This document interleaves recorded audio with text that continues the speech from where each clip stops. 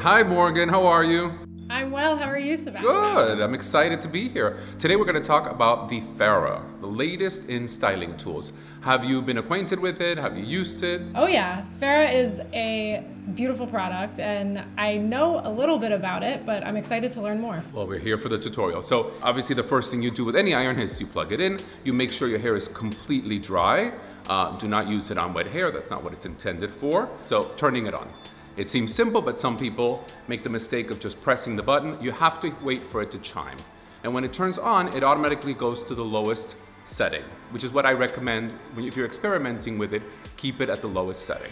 The way that I like to curl hair is that I usually curl away from the face. So when I look at it, I want it to be curling backwards, away from the face before I approach. And then you take a section and it literally feeds into the iron and you're gonna get the perfect curl. Wow.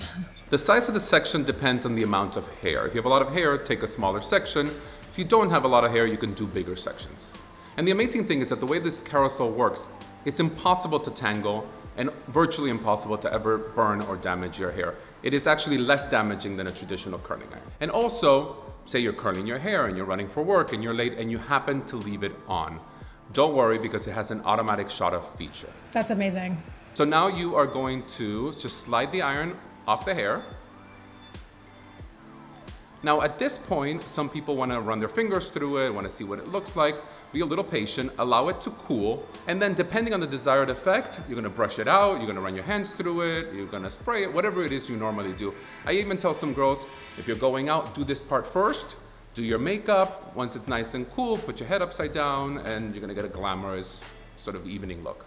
I love that. Another way to figure out the direction, if you're doing the right side of your face, press the left button, because that will make the iron rotate in the correct way. And then obviously if you're doing the left side, you're gonna press the right button. You know, sometimes when using the mirror, it can be confusing if you're just looking at the mirror, but with that sort of simple trick, it makes it a very simple way to figure out the direction. I noticed that it also rings when it's... Yes, so now that it's done, you can just take the hair out of the iron. Wow. And that's it. Amazing. I think it is the most revolutionary tool on the market right now. Hey, if you say it, I believe it. Well, you got to try it, so you're gonna believe it. That's right.